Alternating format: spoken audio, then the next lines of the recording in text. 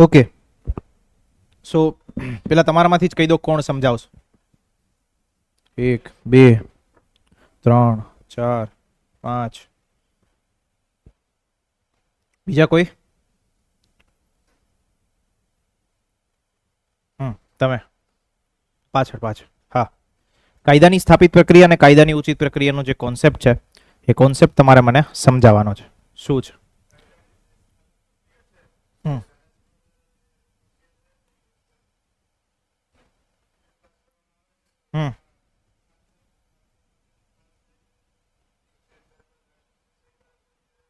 એ તો મેં તો તમને એ તો આખું એક્ઝામ્પલ થી સમજાવેલું હતું.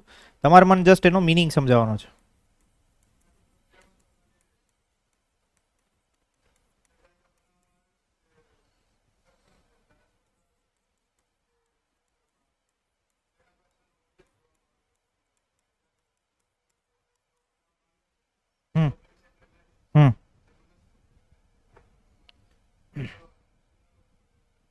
ઓકે, સો કાયદાની સ્થાપિત પ્રક્રિયા એવી બાબત છે કે જ્યાં જે પણ કાયદો જે બનાવવામાં આવે છે એ કાયદો યોગ્ય પ્રક્રિયા અનુસરીને બનાવવામાં આવેલો છે કે નહીં તે જ ખાલી ચેક કરવામાં આવે. ઓકે, એ જ વસ્તુ આપણે તપાસીશું. On the other side, right, on the other side કાયદાની ઉચિત પ્રક્રિયા એ શું કહે છે કે પ્રક્રિયા પણ સાચી હોવી જોઈએ વત્તા સાથે સાથે કાયદો જે છે એ વ્યાજબી પણ હોવો જોઈએ. વ્યાજબી મતલબ એવો નહીં ભાવ કરાવવો જોઈએ સસ્તું એ વ્યાજબી લગાવવો જોઈએ હોય. ઓકે, એવું નહીં. It should be fair. Okay, clear? આનો વ્યાપ જે છે એ ઓછો છે,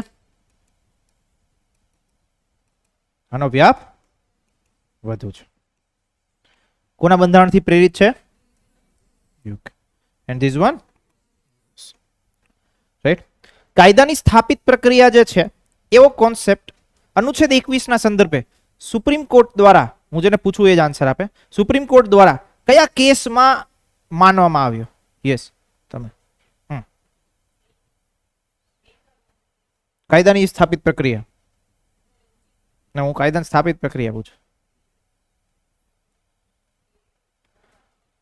ગોપાલ? હે ગોલમાલ વાલા ગોપાલ. હા હા, મતલબ એવી રીતે યાદ રાખી શકીએ. It is a fun thing. Okay, it's like A K Gopalan case. Now this one from Maneka Gandhi case. Clear? બસ. સો આ વસ્તુ આપણે સમજવાની હતી, જાણવાની હતી. આટલી જ વસ્તુ આપણા માટે ઇમ્પોર્ટન્ટ છે. બાકી આખી કથા જે છે એ તમે ઓલરેડી તમને કરી ચૂક્યો છો. ઓકે, હવે આજના દિવસે આપણે શું વસ્તુનું ડિસ્કશન કરીશું? અનુચ્છેદ 21 ના સંદર્ભે જ આપણે ડિસ્કશન કરવાનું છે. કારણ કે અનુચ્છેદ 21 નો જે સ્કોપ છે એ સ્કોપ બહુ જ મોટો છે. અને સ્કોપ જે મોટો છે એ થયો કઈ રીતે? તો કે સુપ્રીમ કોર્ટે અલગ અલગ જે ચુકાદાઓ આપ્યા એના આધારે અનુચ્છેદ 21 નો વ્યાપ વધારતા ગયા. વ્યાપ વધારતા કઈ રીતે ગયા? તો કે જો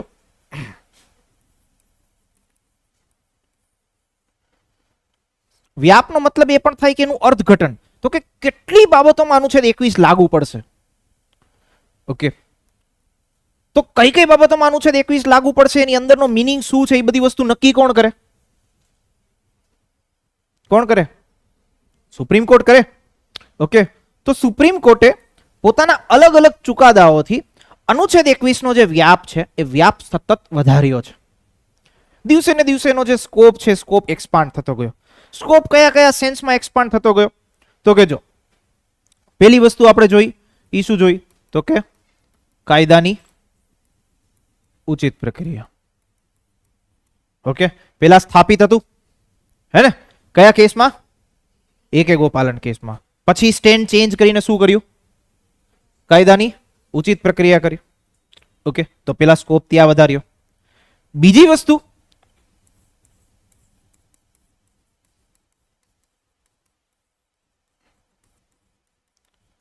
શિક્ષણનો અધિકાર. ઓકે, અનુચ્છેદ 21 તમારી જીવન જીવવાની સ્વતંત્રતાનો અધિકાર છે. સાથે સાથે એનો પેટા એક અનુચ્છેદ આવે છે, that is called as N અનુચ્છેદ 21A.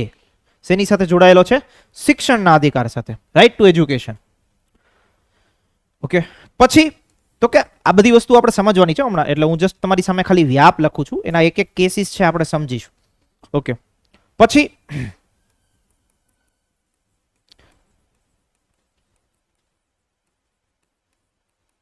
આવ્યો ગોપનીયતાનો અધિકાર, રાઈટ ટુ પ્રાઇવસી. એક કેસ હતો કે એસ પુટ્ટાસ્વામી, રાઈટ. આ કેસ જીપીએસસી માં ઓલરેડી પૂછાઈ ગયેલો છે, so must remember it. Case Puttaswamy case, એમાં સુપ્રીમ કોર્ટે એવું કીધું કે અનુચ્છેદ 21 અંતર્ગત ગોપનીયતાના અધિકારનો પણ સમાવેશ થાય છે. એ શું છે હમણાં આપણે ડિસ્કસ કરીશું. ઓકે, પછી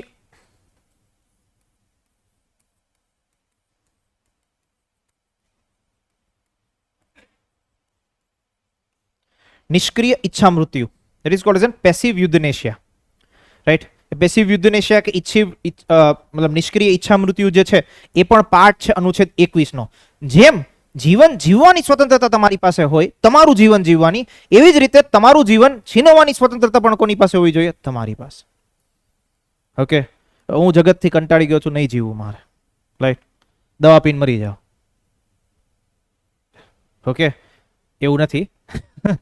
રાઈટ, નિષ્ક્રિય ઈચ્છા મૃત્યુ મેં એટલા જ લખ્યું છે, એ હમણાં આપણે ડિસ્કસ કરીશું કોન્સેપ્ટ શું છે. ક્લિયર થાય છે? ઓકે, તો આ અનુચ્છેદ 21 નો અલગ અલગ સ્કોપ છે કે જે ડેવલપ કર્યો છે સુપ્રીમ કોર્ટે over the period of time with their judgements. અલગ અલગ જજમેન્ટ્સ અલગ અલગ કેસમાં આપ્યા, એના લીધે આ જે સ્કોપ છે, સ્કોપ ધીરે ધીરે ધીરે ધીરે વધતો ગયો. પેલા ખાલી એટલું જ હતું કે ભાઈ જીવન જીવવાની સ્વતંત્રતા હોય, ધીરે ધીરે નિષ્ક્રિય ઈચ્છા મૃત્યુ પણ એમાં પાર્ટ બની કે ભાઈ જીવન જીવવામાં જ મરવાનો પણ સમાવેશ થાય. જેમ વાણીને અભિવ્યક્તિની સ્વતંત્રતા તમારી પાસે હોય, ઇટ મીન્સ બોલવાનો અધિકાર છે. ઓન ધી અધર સાઇડ એની અંદર જ પેટા અધિકાર કયો છુપાયેલો છે? તો કે મૌન રહેવાનો અધિકાર. મૌન રહીને પણ તમે અભિવ્યક્ત કરો ને, આપણે ઘણી વખત જોયું છે, જે રેલી નીકળતી હોય તો સાયલેન્ટલી રેલી નીકળે, રાઈટ. એ પણ એક પ્રકારનો વિરોધ દર્શાવે છે. ક્લિયર થાય છે એવરીવન? કોઈ ડાઉટ, કોઈ પ્રશ્નો આયા સુધી? ઓકે, તો હવે આપણે આજેના દિવસે ડિસ્કસ કરવાનું છે શિક્ષણનો અધિકાર, ગોપનીયતાનો અધિકાર બી ડિસ્કસ કરીશું, અને નિષ્ક્રિય ઈચ્છા મૃત્યુ વાળો જે આખો કોન્સેપ્ટ છે એ પણ આપણે ડિસ્કસ કરીશું. શિક્ષણનો જે અધિકાર છે that is related with the case of Mohini Jain. તો આ બી વસ્તુ યાદ રાખજો. કયા બંધારણીય સુધારા દ્વારા એડ કરવામાં આવ્યો? તો કે 86મો બંધારણીય સુધારો.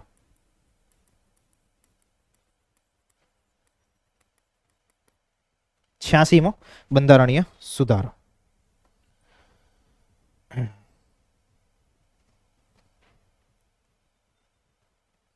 Clear everyone? આ જે વસ્તુ છે એ એકવાર લખી લેજો ખાલી. હા, ડાઉટ? આ ત્રણેય વસ્તુ એકવાર લખી લેજો. કેસના નામ ખાસ લખી લેજો, કારણ કે એ જ વસ્તુ પૂછવાની સૌથી વધારે શક્યતા હોય છે.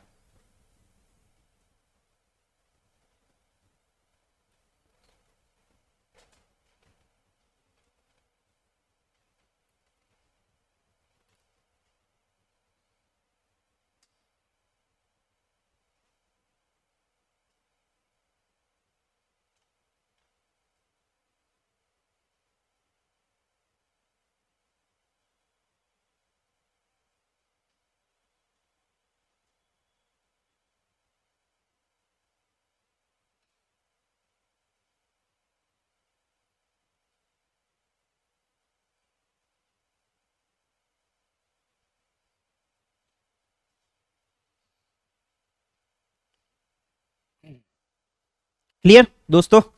આગળ વધીએ, ચલો.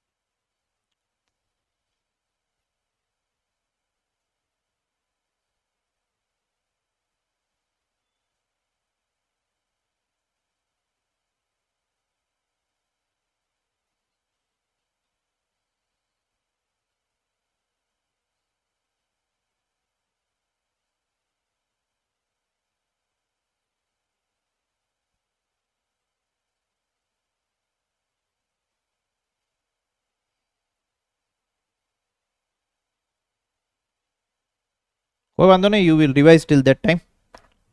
So start revision till that time, till this technical error we are solving.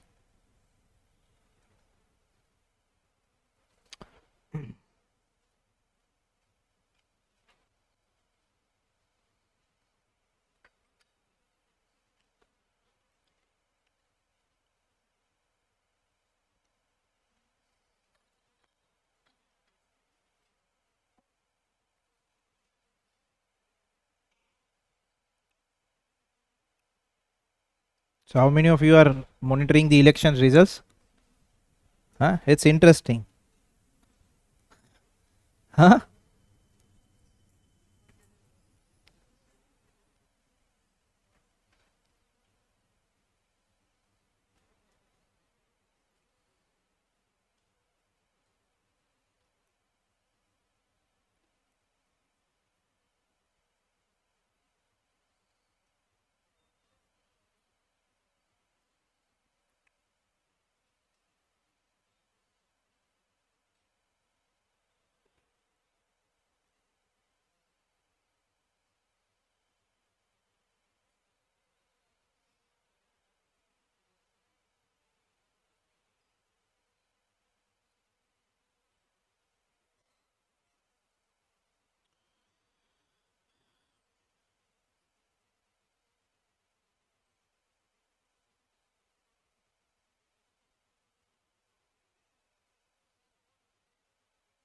ચલો ચલો ચલો ચલો ચલો.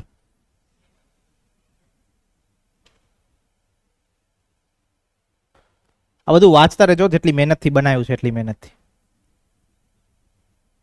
અરે કોઈ વાંધો નહીં.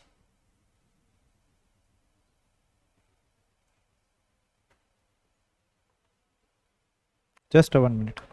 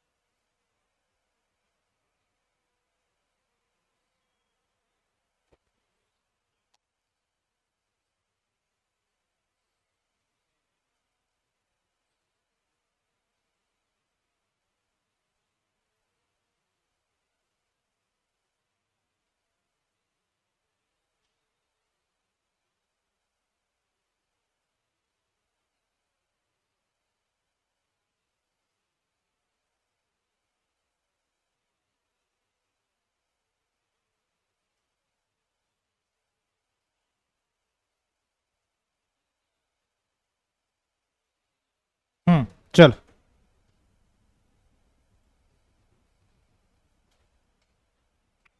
ઓકે, નાવ જે ડિસ્કશન આપણે કરવું છે એ ડિસ્કશન પર પહોંચીએ.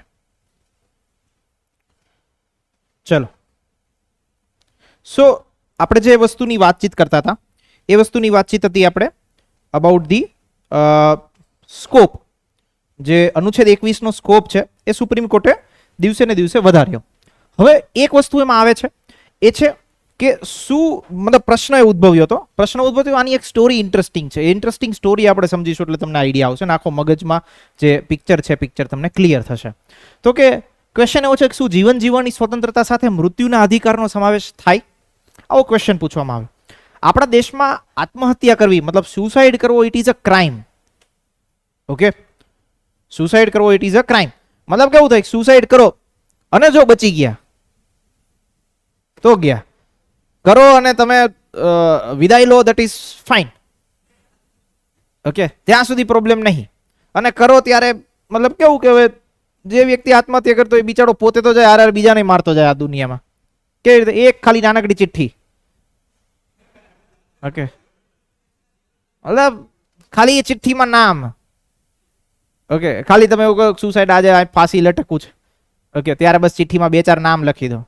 સિમ્પલ. એ લોકોની જિંદગી આ પૃથ્વી ઉપર રહેતા રહેતા નર્ક જેવી થઈ જાય. ઓકે, આવી વસ્તુ થાય. તો સુસાઇડ કરવો ઇટ ઇઝ અ ક્રાઇમ. તો જો બે વસ્તુ છે, બે વસ્તુના સિનારીઓ શાંતિથી સમજજો અને મગજ અટેન્ટ થોડું રાખજો. વસ્તુ શું છે? One is called as suicide, one is called as N ઈચ્છા મૃત્યુ, અને ઇંગ્લિશમાં કહેવામાં આવે છે યુદ્ધનેશિયા. Okay, right. હવે તો કે વસ્તુ એવી થઈ કે એકવાર બોમ્બે હાઈકોર્ટમાં એક કેસ ગયો. તો બોમ્બે હાઈકોર્ટે એવું કીધું કે ના ભાઈ, જે વ્યક્તિ સુસાઇડ કરે, રાઈટ, એ વ્યક્તિ મતલબ વ્યક્તિને પોતાનો જીવન છીનવવાનો અધિકાર છે, તો હું આત્મહત્યા કરું તો એ આત્મહત્યા કરવો ગુનો નથી. કોર્ટે આવો જજમેન્ટ આપ્યો. હવે શાંતિથી સમજજો. તો કે આપણા દેશમાં કેવું હોય, તો કે આઈપીસી ની કલમોમાં એવું હતું કે જે વ્યક્તિ સુસાઇડ કરે, ઓકે, એ વ્યક્તિ તો ગુનેગાર છે જ, પણ જે વ્યક્તિને સુસાઇડ કરવા ઉપર કોઈ મજબૂર કરે, ઓકે, એને બી આપણે ગુનેગાર જ કન્સિડર કરીએ. ક્લિયર થાય છે આ વસ્તુ? સમજાણી? ઓકે. હવે બોમ્બે હાઈકોર્ટે એવો જજમેન્ટ આપ્યો કે કોઈ વ્યક્તિ આત્મહત્યા કરે છે તો એ આત્મહત્યા કરવો ગુનો નથી. ઓકે, મેટર ગઈ સુપ્રીમ કોર્ટમાં. સુપ્રીમ કોર્ટમાં શું કામ ગઈ? તો કે મેં તમને કીધું ને કે કોઈ વ્યક્તિ આત્મહત્યા કરે એ બી ગુનો ગણાય, કોઈ વ્યક્તિ આત્મહત્યા કરવા માટે ઉશ્કેરે એ બી ગુનેગાર ગણાય. તો કોર્ટમાં લઈ ગયા મેટર એવું કહેવા માટે કે જો બોમ્બે હાઈકોર્ટે એવું કીધું કે આત્મહત્યા કરવો ગુનો નથી, તો ઇટ મીન્સ કોઈ વ્યક્તિને આત્મહત્યા કરવા માટે ઉશ્કેરે તો એ વ્યક્તિને પણ હવે ગુનેગાર ના કહી શકાય, હે ને? પછી સુપ્રીમ કોર્ટે કીધું ના ના ભાઈ, એવું ના હોય, આત્મહત્યા કરવો એ ગુનો જ છે. Okay, right. આ એક કેસ હતો. On the other side there is a different સિનારીઓ. હવે ડિફરન્ટ સિનારીઓને સમજવાનો પ્રયત્ન કરીએ. ડિફરન્ટ સિનારીઓ ઇઝ અબાઉટ ધી ઈચ્છા મૃત્યુ, રાઈટ. ઈચ્છા મૃત્યુમાં કેવું વસ્તુ હોય કે કોઈ વ્યક્તિ પોતાની ઈચ્છાથી એમ કે છે કે હું આ સંસારને ત્યાગ કરવા માટે માંગુ છું. ઓકે, મારે નહીં જીવવું, હું કોઈ વસ્તુથી મતલબ દુખી નથી, કોઈ મારી પાસે પૈસા માંગતું નથી, કાંઈ જ વસ્તુ નથી. ઓકે, હું કોઈ પાસે પૈસા માંગતો નથી, મારો કોઈ સાથે વેરભાવ નથી, કશું જ નથી, બટ મસ્ત મેં જીવી લીધું, મારું મન ભરાઈ ગયું, હવે મારે સંસાર છોડી દેવો છે. ઓકે, હું મારી ઈચ્છાથી મરવા માટે માંગુ છું, આને કહેવાય ઈચ્છા મૃત્યુ. ઓકે, એક આ કન્ડિશન હોય. બીજી કન્ડિશન એવી હોય કે કોઈ વ્યક્તિ જે છે એ ખૂબ જ બીમાર છે. બીમાર મતલબ કે એ એવી સિચ્યુએશનમાં છે કે જ્યાંથી રિકવર થવું કોઈ પોસિબિલિટી જ નથી. ઓકે, એ એવી સ્ટેટ ઓફ પોઝિશનમાં છે કે જ્યાં કોમામાં કોઈ નહીં વ્યક્તિ જતી રહેતી, કોઈ વાર કોઈ વ્યક્તિનું બ્રેન ડેડ થઈ જાય. ઓકે, કે જ્યાં પોસિબિલિટી નથી કે એ વ્યક્તિ રિકવર થઈ શકે. તો આવી સ્થિતિમાં શું થાય? તો કે આવી સ્થિતિમાં આપણે એ વ્યક્તિનો જીવ લઈ લઈએ. ઓકે, કે કારણ કે એ ખાલી મેન્ટલી કેવી રીતે મતલબ હાર્ટથી ખાલી એક્ટિવ છે. ઓકે, ખાલી હાર્ટથી એક્ટિવ છે, બાકી મેન્ટલી કે કોઈ બી રીતે એ એક્ટિવ નથી. તો એવી સ્ટેટ ઓફ પોઝિશનમાં છે કે જ્યાંથી રિકવર થવું પોસિબલ નથી. તો જે મેં બે સિનારીઓ તમને વાતચીત કરી, એ બંને સિનારીઓ અલગ અલગ છે. એક સિનારીઓ છે સક્રિય ઈચ્છા મૃત્યુ અને એક છે નિષ્ક્રિય ઈચ્છા. એક છે સક્રિય ઈચ્છા મૃત્યુ મતલબ કે એક્ટિવ યુથનેશિયા, એક છે પેસિવ યુથનેશિયા. જે મેં બીજો તમને કેસ કીધો, રાઈટ, કે કોઈ વ્યક્તિ એવું છે કે જે પોઝિશનમાં જ નથી કે હવે એ રિકવર થઈ શકે અને એનો આપણે જીવ લઈ લઈએ, તો એને કહેવાય નિષ્ક્રિય ઈચ્છા મૃત્યુ. હવે આના માટે પણ એક લોજિક છે, એ લોજિક ખાસ કરીને સમજજો. ઓકે, જેથી તમને આઈડિયા આવે કે આપણે શું વસ્તુનું ડિસ્કશન કરી રહ્યા છીએ. જો મૃત્યુ થવાનું છે તો નિશ્ચિત છે. ઓકે, આ કોઈ મોરારી બાપુની ક્લાસ નહીં. ઓકે, એટલે હું જે મતલબ બહુ મોટી ફિલોસોફિકલ વાત નહીં કરું, પણ જે વસ્તુની આ સંદર્ભે હું તમને જે સમજાવવા માંગુ છું એ સંદર્ભે કહીશ. તો કે મૃત્યુ નિશ્ચિત છે, રાઈટ. વ્યક્તિ મરવાનો છે તો ફાઇનલ છે. ઓકે, હવે જે વ્યક્તિ એવી પોઝિશનમાં છે કે જ્યાંથી એ રિકવર થઈ શકે એમ નથી. રિકવરનો મતલબ શું થાય કે એ ત્યાંથી ફરી પાછો સંસારમાં આવી શકે એમ નથી, મતલબ કે હરતો ફરતો થઈ શકે એમ નથી. જે વ્યક્તિ એવી પોઝિશનમાં છે કે બહુ બીમાર છે, ઓકે, અને બ્રેન ડેડ થઈ ગયું હોય, હાર્ટ જ ખાલી ચાલતું હોય, આવી પોસિબિલિટીઝ હોય. તો સુપ્રીમ કોર્ટે શું કીધું આના સંદર્ભે સુપ્રીમ કોર્ટે એવું કીધું કે મૃત્યુ નિશ્ચિત છે, એક સમય પછી તો કોઈ વ્યક્તિની ડેથ થવાની જ છે. This is called as a natural death. Okay, આજે હું કોમામાં છું, ઓકે, મારી એવી સ્ટેટ ઓફ પોઝિશનમાં છું કે જ્યાંથી હું રિકવર થઈ શકું એમ જ નથી, તો 5 વર્ષ 10 વર્ષ જ્યાં સુધી મારું આયુષ્ય છે ત્યાં સુધી હું જીવિત રહીશ, પછી હું મરવાનો છું કે મૃત્યુ થવાની છે એ નિશ્ચિત છે. મતલબ મારી નેચરલ ડેથ થવાની જ છે. ઓકે, જે વ્યક્તિ એવી નિષ્ક્રિય પોઝિશનમાં હોય એ વ્યક્તિની ડેથને આપણે જસ્ટ શું કરીએ છીએ, એક્સેલરેટ કરીએ છીએ. એક્સેલરેટનો મતલબ શું થાય, તો કે જે વસ્તુ 5 વર્ષ પછી બનવાની છે, 2 વર્ષ પછી બનવાની છે, એને આપણે અત્યારે જ ખતમ કરી દઈએ. રાઈટ? મતલબ એ વ્યક્તિને કોઈ બી તમે ઇન્જેક્શન આપો કે એની જે લાઈફ સપોર્ટ સિસ્ટમ હોય એ હટાવી લો, તો શું થાય, એ વ્યક્તિનું મૃત્યુ થાય. રાઈટ? એટલા માટે, કારણ કે એ વ્યક્તિનું ડોક્ટરે બી સર્ટિફિકેટ એવું આપી દીધું હોય, ડોક્ટરે બી સર્ટિફાઈડ એવું કરી દીધું ભાઈ હવે આ વ્યક્તિ રિકવર થઈ શકે એવી કોઈ પોઝિશન છે નહીં. ઓકે, તો આને કહેવાય નિષ્ક્રિય ઈચ્છા મૃત્યુ. ડોક્ટર સર્ટિફાઈડ કરે, ફેમિલી મેમ્બર્સની વિલ હોય, પછી એ વ્યક્તિનો તમે જીવ લઈ લો. તો આપણા દેશમાં અનુચ્છેદ 21 અંતર્ગત નિષ્ક્રિય ઈચ્છા મૃત્યુની છૂટ છે. ઓકે,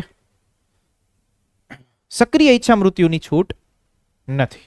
ઓકે, આ વસ્તુ અલાઉડ નથી અનુચ્છેદ 21 અંતર્ગત, આ વસ્તુ અલાઉડ છે. ક્લિયર થાય છે? કોઈ ડાઉટ થયો? Everyone, anyone is having any doubts?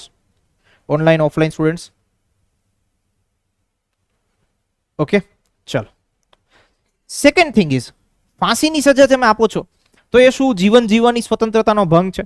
તો સુપ્રીમ કોર્ટ એક કેસ છે સજ્જનસિંહ વર્સિસ પંજાબ રાજ્ય, એમાં એવું કીધું કે ફાંસીની સજા જે છે એ અનુચ્છેદ 21 નું ઉલ્લંઘન નથી, કારણ કે કાયદાની સ્થાપિત પ્રક્રિયાથી બનાવ્યું છે અને ઉચિત પ્રક્રિયા પણ છે કે આજ જો ફાંસીની સજા કોઈ બી વ્યક્તિની મૃત્યુની મતલબ મૃત્યુની સજા આપવી હોય કે એમનો જીવ છીનવવો હોય તો સૌથી ઓછો પેઇન આપી એવી કોઈ સજા હોય તો એ કઈ છે? ફાંસીની સજા. એક જ સેકન્ડનું કામ. ઓકે, હા, ત્યાંથી હેન્ડલ દબાયો, મેટર પૂરી. ઓકે, ફાંસીની સજાના સંદર્ભે એક ઇન્ટરેસ્ટિંગ વાત છે. એમાં શું લખેલું છે તો કે, બોલો બોલો. હા, એક વસ્તુનો કોન્સેપ્ટ લખેલો છે, હેંગ્ડ ટિલ ડેથ. ઘણી વખત કેવું થાય, માનો હેન્ડલ દબાઈ દે, મતલબ ફાંસીની સજા આપે, ઓકે, અને એ વ્યક્તિ ના મર્યો તો એકવાર એવો કેસ બની ગયો છે, એટલે પછી એ વસ્તુમાં સુધારો કરવામાં આવ્યો અને એવું કહેવામાં આવ્યું કે હેંગ્ડ ટિલ ડેથ, જ્યાં સુધી મરે નહીં ત્યાં સુધી લટકાઈને રાખો. તમે હેન્ડલ દબાવ્યું, એ વ્યક્તિને મતલબ એ રીતે નસ ના ખેંચાય, ઓકે, પછી જ્યારે મેડિકલ એક્ઝામિનેશન કરવામાં આવ્યું ત્યારે તો ખબર પડે આ તો મર્યો જ નહીં, તો હવે ફાંસીની સજા પાછી કેમ આપવી? ક્લિયર થાય છે? એટલા માટે એમાં એવું વસ્તુ લખેલી છે, હેંગ્ડ ટિલ ડેથ. ક્લિયર? ચલો આગળ વધીએ. હવે આવશે શિક્ષાનો અધિકાર, અનુચ્છેદ 21A અંતર્ગત. શું છે સ્ટોરી એ પણ જાણી લઈએ, જેથી તમને આખો આઈડિયા આવી જાય કે શું વસ્તુનું ડિસ્કશન આપણે કરીશું આગળ. હા, અસહ્ય બીમારીથી જે વ્યક્તિ પીડાતા હોય એ જ યુદ્ધનેશિયા લઈ શકે, કે એમની માટે જ યુદ્ધનેશિયા શક્ય છે. રાઈટ? બાકી તો એવું થાય કે મતલબ કેવું, ગામનું બૂચ મારવા વાળા ઘણા બધા પડ્યા હોય, ઓકે, પૈસા લઈને વાપરી નાખે. મને કોઈ એક વ્યક્તિએ સલાહ આપી હતી, જો જીવનમાં વજન ઘટાડવું હોય તો એક જ રસ્તો છે, કોઈક પાસેથી વ્યાજે પૈસા લો વાપરી નાખો. બે ઇન્ટેન્શન, તમને દેવાની ટેન્શન, સામેવાળાની ટેન્શન ક્યાંથી આવશે? ઓકે, તો એવું બી છે. તો એવા લોકો બી હોય કે એ તો યાર પૈસાનું મારી ઉપર દેણું થઈ ગયું, હવે હું મરી જાઉં. ઓકે, તો આવું થોડી ચાલે. ચલો હવે ડિસ્કશન કરીશું શિક્ષાનો અધિકાર. શિક્ષણનો અધિકાર અનુચ્છેદ 21A નો પાર્ટ છે. કયા બંધારણીય સુધારાથી એડ કરવામાં આવ્યો? Fact information. જો ફેક્ટ ઇન્ફોર્મેશન બે છે, એક કે કયા અનુચ્છેદનો પાર્ટ છે, જીપીએસસી માં ક્વેશ્ચન પૂછાઈ ગયો છે. બીજું, કયા બંધારણીય સુધારા દ્વારા એડ કરવામાં આવ્યો, જીપીએસસી માં પૂછાઈ ગયો છે. ત્રીજું, કયા કોર્ટ કેસ અંતર્ગત આ જે શિક્ષાનો અધિકાર છે એને સુપ્રીમ કોર્ટે વ્યાખ્યાયિત કર્યો. આ 3 ફેક્ટ ઇન્ફોર્મેશન છે કે જે તમને એક્ઝામમાં પૂછાય છે, એના સિવાય કશું જ પૂછાતું નથી. ઓકે, સો 3 ફેક્ટ ઇન્ફોર્મેશન એકવાર યાદ રાખી લઈએ. પહેલી વસ્તુ તો કે શિક્ષાનો અધિકાર અનુચ્છેદ 21A નો પાર્ટ છે. ઓકે, બીજી વસ્તુ, કયા બંધારણીય સુધારો દ્વારા એડ કરવામાં આવ્યો તો કે 86મો બંધારણીય સુધારો. ત્રીજી વસ્તુ, કયા કોર્ટ કેસ અંતર્ગત સુપ્રીમ કોર્ટે આને વ્યાખ્યાયિત કર્યો? મોહિની જૈન વર્સિસ કર્ણાટક રાજ્ય. ઓકે, હવે મોહિની જૈન વર્સિસ કર્ણાટક રાજ્ય વાળો કેસ શું હતો એ સમજી લઈએ એટલે આપણને આઈડિયા આવે. તો case was related with admission. કોઈ એક મેડિકલ ઇન્સ્ટિટ્યુશન હતી, એ ઇન્સ્ટિટ્યુશનમાં એડમિશન લેવાની બાબત હતી. એમાં મોહિની જૈન છે એમને એડમિશન ના મળ્યું એટલે સુપ્રીમ કોર્ટમાં ગયા. સુપ્રીમ કોર્ટે એવું કીધું કે ભાઈ તમે કોઈ વ્યક્તિને શિક્ષણ લેવાથી રોકી શકો નહીં. તમે કોઈ વ્યક્તિને શિક્ષણ લેવાથી રોકો છો તો એ વ્યક્તિની ગરિમાનો સવાલ છે, એની ડિગ્નિટીનો સવાલ છે, અને જ્યારે કોઈ વ્યક્તિને તમે શિક્ષણથી રોકો તો તમે એની જીવન જીવવાની સ્વતંત્રતા છીનવો છો એવું સાબિત થાય. એટલા માટે સુપ્રીમ કોર્ટે એવું કીધું કે વ્યક્તિના જીવન જીવવા માટે it is very much necessary કે એજ્યુકેશનનો રાઇટ એની પાસે હોય. આ simple crux of the story છે.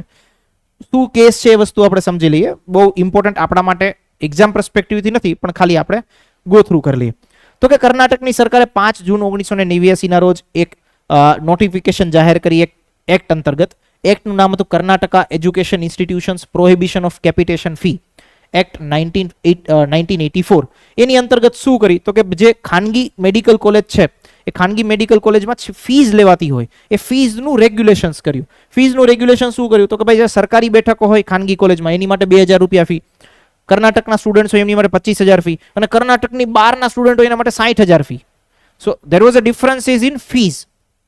ઓકે, મોહિની જૈન ઉત્તર પ્રદેશના હતા અને કર્ણાટકમાં એડમિશન જોતું હોય તો કેટલી ફીસ ભરવી પડે? 60,000 ફીસ ભરવી પડે. ઓકે, હવે ફી ભરી શક્યા નહીં એટલે એડમિશન ના મળ્યું. ઓકે, તો એ બેન ગયા સીધા ક્યાં? સુપ્રીમ કોર્ટમાં દલીલો કરી. સામે કોર્ટે દલીલો કરી. કોર્ટે દલીલો શું કરી? કોર્ટમાં જે સરકાર હતી સરકારે દલીલો શું કરી? જે કોલેજ હતી કોલેજો દલીલો શું કરી? કોલેજ શું કહેતી હતી ખબર છે? કોલેજ એવું કહેતી હતી કે ભાઈ અમારે ફીસ આવી અલગ અલગ રાખવી પડે. એનું કારણ છે. એનું કારણ શું છે તો કે ભાઈ જો અમારી ઉપર માનો 100 સીટ હોય, ઓકે, તો 100 સીટનો ખર્ચો તો સેમ જ થવાનો. એક સ્ટુડન્ટને ભણાવવાનો લેશે અમને 60,000 રૂપિયા ખર્ચો થવાનો, તો બધા સ્ટુડન્ટ્સ બેસશે, 100 સ્ટુડન્ટ બેસશે તો બધાનો એકનો ખર્ચો 60,000 રૂપિયા ખાવાનો. સરકાર ફીસ નક્કી કરી 2,000 રૂપિયા સરકારી સીટ માટે, તો અમને તો એ સ્ટુડન્ટથી 2,000 રૂપિયા જ મળશે, તો અમને તો નુકસાની ગઈ. તો અમારે ચલાવવું કેમ? તો અમે કઈ રીતે ચલાવીએ તો કે જે બીજા પ્રાઇવેટ સ્ટુડન્ટ્સ હોય, પ્રાઇવેટ સ્ટુડન્ટ્સ મતલબ કે જે લોકો બીજા કોટામાં એડમિશન લેતા હોય એની પાસેથી એમ વધારે ફીસ લઈએ, સો દેટ જે સરકારી બેઠકો છે એની જે અમાઉન્ટ હોય એ ફૂલફિલ થઈ જાય. ઓકે, એમણે આવી દલીલ આપી. ઓકે, સાથે સાથે એમણે એવું બી કીધું કે ભાઈ બંધારણમાં કોઈ એવો કાયદો નથી સરકારનો જે અમને વધુ ફી લેતા રોકી શકે. ઓકે, કાયદાકીય બાબત કેસ સાથે જોડાયેલી શું હતી તો કે ભાઈ જો શિક્ષણનો અધિકાર જે છે એ બંધારણમાં આપેલો છે કે નહીં, અને બીજી વસ્તુ વધુ ફી ઉઘરાવવામાં આવે છે એ અનુચ્છેદ 14 નું હનન છે કે નહીં. કઈ રીતે? સમાનતાનો અધિકાર. ઓકે, નિર્ણય શું આપ્યો? નિર્ણય એવો આપ્યો સુપ્રીમ કોર્ટે કે શિક્ષણ જે છે એ વ્યક્તિમાં ગરિમા લાવે છે એટલે એનું રક્ષણ કરવાની જવાબદારી સરકારની છે, રાજ્યની છે. અનુચ્છેદ 21 અને 45 અંતર્ગત જે રાજ્યનીતિના માર્ગદર્શક સિદ્ધાંતો છે, આના પછીનું જે ચેપ્ટર આપણે ભણવાનું છે, ઓકે, એમાં પણ એવું વસ્તુ કીધેલી છે કે શિક્ષણની જોગવાઈ હોવી જોઈએ. પણ એમાં કેવું છે, અનુચ્છેદ 41 કે 45 કે જે રાજ્યનીતિના માર્ગદર્શક સિદ્ધાંતોની બાબતો છે એ બધી નોન મેન્ડેટરી છે, ફરજિયાત નથી પાલન કરવું. તમારે પાલન કરવું હોય તો કરવાનું, ના કરવું હોય તો ચાલે, પણ આપણે જ્યારે ચેપ્ટર ભણીશું ત્યારે હું તમને સમજાવીશ.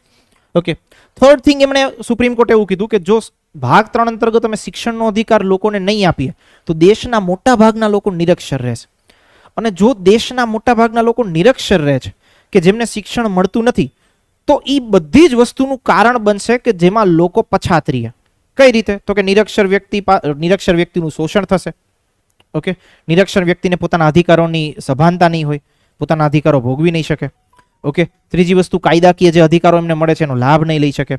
ચોથી વસ્તુ વાણી, અભિવ્યક્તિ, હરવા ફરવા, કામ કરવું, આ બધી જ વસ્તુની એને કઈ ખબર જ નહીં પડે. ઓકે, તો આ એક એવો અધિકાર જે છે એ જે બીજા બહુ બધા અધિકાર સાથે જોડાયેલો છે અને જીવનની ગુણવત્તામાં વધારો કરી શકે એવો અધિકાર છે, રાઈટ? એટલા માટે જો શિક્ષણનો અધિકાર નહીં આપવામાં આવે તો મોટાભાગના લોકો નિરક્ષર બી રહેશે. ઓકે, અને એનાથી દેશનું જે બી વિકાસ છે કે સામાજિક વિકાસ છે તમે કરી શકશો નહીં. આવું સુપ્રીમ કોર્ટે જજમેન્ટ આપ્યું, રાઈટ? એટલે એમણે એવું કીધું કે શિક્ષાનો અધિકાર જે છે એ મૂળભૂત અધિકાર છે. સુપ્રીમ કોર્ટના જજમેન્ટને ધ્યાનમાં લઈને પાર્લામેન્ટે એડ કર્યો કયા અનુચ્છેદ અંતર્ગત? 21 અંતર્ગત. જોરથી બોલો. 21A અંતર્ગત. ઓકે, અનુચ્છેદ 21 અંતર્ગત શિક્ષાના અધિકારને એડ કરવામાં આવે. ક્લિયર? ઓકે, હવે જો ક્વેશ્ચન કેવો પૂછાય છે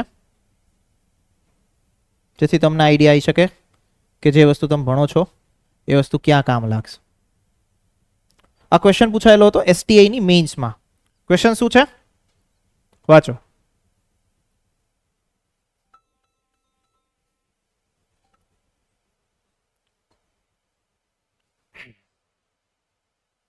ડિસ્કસ કર્યું આપણે ઓલરેડી શરૂઆતમાં, રાઈટ? શું વસ્તુ લખેલી છે? ભારતીય બંધારણ અનુચ્છેદ 21 ના વ્યાપ બાબતે સર્વોચ્ચ અદાલતના મહત્વના ચુકાદાઓની ચર્ચા કરો. કેટલા કેટલા ચુકાદાઓ લખીશું? જસ્ટ 30 સેકન્ડનો ટાઈમ આપું છું તમને, જલ્દીથી રિકોલ કરો and then you let me know. Okay, 30 seconds only. Online students જે છે એ બધા જ લોકો ચેટ બોક્સમાં આન્સર લખે. આ વસ્તુનો ક્વેશ્ચન ઇન કેસ તમને પૂછ્યું હોય 10 માર્કનો ક્વેશ્ચન છે. ઓકે, અને બહુ ઈઝી ક્વેશ્ચન છે, રાઈટ?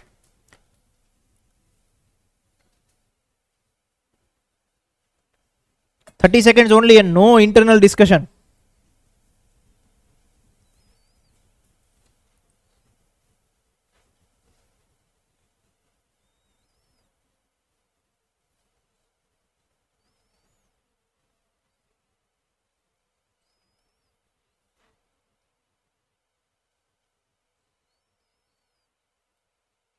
ઓનલાઈન વિદ્યાર્થીઓના બધાના આન્સર જોઈએ.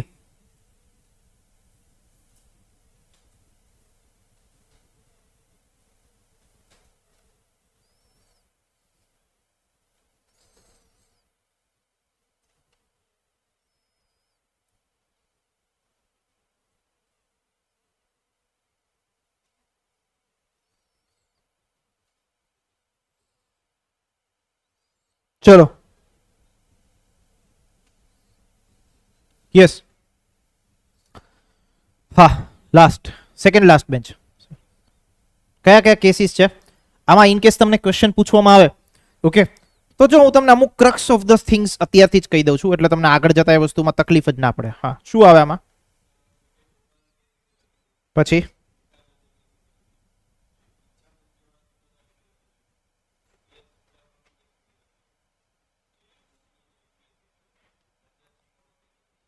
બસ ડન.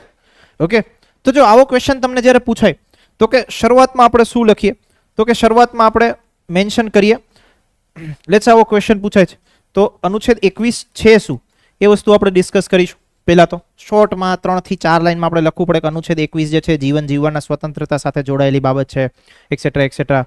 જ્યારથી બંધારણ લાગુ થયું ત્યારથી લઈને આ અનુચ્છેદ અંતર્ગત સુપ્રીમ કોર્ટે પોતાના વિવિધ ચુકાદાઓ દ્વારા તેના વ્યાપમાં વધારો કર્યો છે, જેની માહિતી નીચે મુજબ છે. આવું 3 થી 4 લાઈનમાં આપણે લખ્યું. ઓકે, પછી તો કે બધા કેસીસ લખીએ. કેસીસ લખીમાં શું? તો કે કે ગોપાલન કેસ. બીજી વસ્તુ મેનકા ગાંધી કેસ. ત્રીજી વસ્તુ મોહિની જૈન કેસ. ચોથી વસ્તુ કેસ પુટ્ટાસ્વામી કેસ. પાંચમી વસ્તુ નિષ્ક્રિય ઈચ્છામૃત. આ બધા જ ટાઇટલ તમારે લખવાના અને એની નીચે જે સુપ્રીમ કોર્ટે કીધું હોય એની વિગતો લખવાની. અચ્છા, કેએસ પુટ્ટાસ્વામીનો કેસ શું હતો એ બી આપણે એકવાર ડિસ્કસ કરી લઈએ, so that you will get an idea. KS Puttaswamy was a retired, મતલબ retired justice. Okay, retired chief justice or retired justice somewhere. So બીજી એક કોઈ હાઈકોર્ટના હતા. સો એમણે શું કર્યું? તો કે એમણે સરકારનો જે આધાર કાર્ડનો પ્રોજેક્ટ છે એ આધાર કાર્ડના પ્રોજેક્ટને ચેલેન્જ કરેલો. આધાર કાર્ડના પ્રોજેક્ટને ચેલેન્જ એ બાબતે કરેલો કે આધાર કાર્ડમાં જે આઈરિસ અને ફિંગરપ્રિન્ટ લેવામાં આવે છે, ઓકે, એ આઈરિસ અને ફિંગરપ્રિન્ટના કારણે લોકોનું જે પ્રાઇવસી છે એ પ્રાઇવસીનું હનન થઈ રહ્યું છે. રીઝન ઇઝ ભારતમાં પ્રાઇવસીને કંટ્રોલ કરવા માટેનો કોઈ એસ સચ કાયદો છે નહીં. ઓકે, એટલા માટે એમણે ચેલેન્જ કર્યું. ચેલેન્જ એમણે એ બાબતે કર્યું કે ભાઈ જો આવી વસ્તુ થઈ તો આનાથી થશે શું? તો કે લોકોની જે માહિતી છે, લોકોનો જે ડેટા છે, ડેટા લીક થશે. ઓકે, લોકોનો જે ફિંગરપ્રિન્ટ, આઈરિસ સ્કેન, આ બધી વસ્તુનો ડેટા લીક થાય. કાલ સવારે કોઈ બી વ્યક્તિના લેટ્સ સે ફિંગરપ્રિન્ટથી જોડાયેલી કોઈ મેટર હોય કે આઈરિસ સ્કેનથી જોડાયેલી કોઈ મેટર હોય કે જ્યાં લેટ્સ સે ઈ એઝ અ પ્રોટેક્શન તરીકે યુઝ કરવામાં આવતું હોય, કાલ સવારે ડેટા લીક થાય તો બહુ બધા લોકોની બેંક ડિટેલ્સ, આ તે એક્સેટ્રા એક્સેટ્રા એનો ડેટા એની સાથે જોડાયેલો હોય. બીકોઝ સરકારે શું કર્યું હતું? Bank details, PAN card, each and everything was interlinked with the Aadhaar card. Okay, તો આધાર કાર્ડ એકના ડેટા સાથે બીજો બહુ બધો ડેટા જોડાયેલો છે, બેન્કિંગ ડિટેલ્સ એન્ડ ઓલ. તો કાલ સવારે જો કોઈ ડેટા લીક થયો તો લોકોની કેટલી પ્રાઇવસી ઉપર ઇમ્પેક્ટ આવે. રાઈટ. આ બાબતને લઈને એમણે સુપ્રીમ કોર્ટમાં ચેલેન્જ કર્યું કે આ તો આધાર પ્રોજેક્ટ છે, આધાર પ્રોજેક્ટને જ રદ કરવો જોઈએ. તો સુપ્રીમ કોર્ટે શું જજમેન્ટ આપ્યો? સુપ્રીમ કોર્ટે કીધું યસ, તમારી વાત સાચી, રાઈટ ટુ પ્રાઇવસી જે છે, એમણે એવું કીધું હતું કે રાઈટ ટુ પ્રાઇવસી, મારી ગોપનીયતા હોવી જોઈએ ને એ મારી જીવન જીવવાની સ્વતંત્રતા સાથે જોડાયેલું છે. Okay, you can easily correlate with something like કે કોઈક વ્યક્તિ, મતલબ એવા બહુ કેસીસ પાસ્ટમાં થયેલા છે કે લેટ્સ સે કોઈ વ્યક્તિની પ્રાઇવેટ મોમેન્ટ્સ કે એ વસ્તુ હોય જો એ વાયરલ કે ઇન્ટરનેટ ઉપર સ્પ્રેડ થાય, સો ધેર આર કેસીસ કે એ વ્યક્તિ આત્મહત્યા કરવી પડી હોય એવી સ્થિતિ આવે. ઓકે, તો વસ્તુ શું થઈ કે તમારી ઇન્ફોર્મેશન લીક થઈ, રાઈટ, તો એનાથી વ્યક્તિ પોતે મૃત્યુ કરવા જેવું સ્ટેપ લેવું પડ્યું કારણ કે એની જીવન જીવવાની સ્વતંત્રતા છીનવાઈ ગઈ પૂરેપૂરી. તો એટલા માટે સુપ્રીમ કોર્ટે એવું લિંક કર્યું કે ભાઈ જે તમારો જીવન જીવવાની સ્વતંત્રતાનો અધિકાર છે એની અંતર્ગત જે પ્રાઇવસી છે, ગોપનીયતા છે, એ પણ એક પ્રકારનો અધિકાર છે. ઓન ધી અધર સુપ્રીમ કોર્ટે એવું કીધું કે આધાર પ્રોજેક્ટ તો સાચો જ છે, એમાં કોઈ પ્રોબ્લેમ નહીં, બટ જે આ ડેટા ને બધી વસ્તુ લેવામાં આવે એના કોન્ટેક્સ્ટમાં એમણે કીધું કે ગોપનીયતાનો અધિકાર જે છે એ તમારી જીવન જીવવાની સ્વતંત્રતાનો ભાગ છે. ઓકે, યુ સી થોડાક લાસ્ટ યરમાં રિસેન્ટ જે ડેવલપમેન્ટ્સ થયા એ ડેવલપમેન્ટ્સમાં શું કહેવાય, ડેટા પ્રોટેક્શન માટે ઘણા બધા કાયદાઓ આપણા દેશમાં બનવાની પ્રોસેસ શરૂ થઈ છે. ક્લિયર થાય છે? લાઈક હું અહીંયા ભણાવું છું, હું કંઈક વસ્તુ જોઉં છું, હું તમારી સાથે કંઈક વાતચીત કરું છું, એ બધી જ વસ્તુ કોને ખબર છે? Google knows everything. ઓકે, તમારી ફોનમાં રહેલા each and every photos, okay, તમારા ફોનમાં રહેલા each and every password or whatsoever, all things are knowing by these app developers. તમને ખબર છે ને જ્યારે બી એપ ડાઉનલોડ કરો they are asking you permissions, allow, એમાં અલાવ ડોન્ટ અલાવ કરો તો એપની બહાર જતા રહ્યો. ઓકે, ફરજિયાત અલાવ જ કરવું પડે, એવું પૂછતા જ શું કામ હશે, રાઈટ. તો એ જે પરમિશન્સ તમે આપો છો, લાઈક તમે જો એ તમારી પાસે પરમિશન્સ માગે કોન્ટેક્ટ જોવા માટેની, એ તમારી પાસે પરમિશન માગે મેસેજીસ જોવા માટેની, right. So what is it? So આ મતલબ મેં આની પહેલા એક સિનારિયો કીધું તો મારા લાઈફમાં ઇન્સિડન્ટ બન્યો હતો. મેં મારા પહેલા જ સેશનમાં કીધું હતું કે લેટ્સ સે ઇન્ફોસિટીમાં એક શોપ છે that is called as a No Next. Okay, so No Next is like a brand shop કે જ્યાં ક્લોથ્સ મળતા હોય. So I just went there.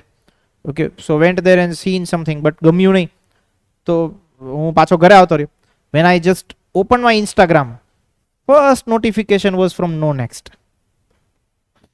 You see કેટલી લેવલ ઉપર ટ્રેકિંગ થતું હશે, કેટલી ઇન્ડિવિજ્યુઅલ લેવલ ઉપર, રાઈટ. સો ગૂગલ નોઝ એવરીથિંગ. ઓકે, તો ડેટા ક્યાં સેવ થયો? ક્યાંય જ સેવ નહીં થતો, ક્યાંય જ પ્રોટેક્ટ નહીં થતો. અને બીજી વસ્તુ, આ બધી જ કંપનીઓ છે they are outside the India, right. કોઈનું એસ સચ એવી મતલબ ડેટા સ્ટોર કોઈનો ઇન્ડિયામાં નહીં થતો, એવું નહીં ઇન્ડિયાના યુઝર્સનો ડેટા ઇન્ડિયામાં જ સેવ થતો હોય. That is also in the US. Clear થાય છે એવરીવન? રાઈટ. સો ડેટા પ્રોટેક્શન માટે ઇન્ડિયામાં એસ સચ એવું કોઈ મેકેનિઝમ નથી, ઇન્ફ્રાસ્ટ્રક્ચર નથી જેનાથી તમે લોકોનો ડેટા પ્રોટેક્ટ કરી શકો. હજી સુધી ખાલી ગાઈડલાઇન્સ જ આવી છે, અલગ અલગ એક્ટના માધ્યમથી સરકાર પ્રયત્ન કરી રહી છે. લેટ્સ સી કે એ વસ્તુ ક્યારે ફિઝિબલ થાય. ઓકે, ચલો ફાઇન. આગળ હવે તો કે અનુચ્છેદ 21 અંતર્ગત જો આ બધા જ જે અધિકારો જે છે એ સુપ્રીમ કોર્ટે અલગ અલગ કેસીસમાં આપ્યા છે, right. These all the rights were given in different cases. તો આપણા માટે ખાલી જ્યારે અનુચ્છેદ 21 નો વ્યાપ બી પૂછે ને તો લાસ્ટમાં કન્ક્લુઝનમાં જ્યારે તમે લખો ત્યારે કહી શકો કે આ બધા અધિકારો પણ છે એ અનુચ્છેદ 21 નો જ ભાગ છે. Clear everyone? અનુચ્છેદ 21 ક્લિયર થઈ. So we took almost around 2 hours for discussion only of this one article. Okay, એક આર્ટિકલ ડિસ્કસ કરવામાં આપણે જસ્ટ ઓલમોસ્ટ 2 કલાક જેટલો સમયગાળો થયો. ગઈકાલનો સમયગાળો અને આજનો સમયગાળો બંનેને જો આપણે કમ્બાઈન કરીએ તો ક્લિયર છે. આગળ વધીએ. કોઈ ડાઉટ, કોઈ પ્રશ્નો? Anyone? Anyone is having any doubts? No doubts? ચલો, ધેટ્સ ફાઇન. આગળ વધીએ અનુચ્છેદ 22 અંતર્ગત.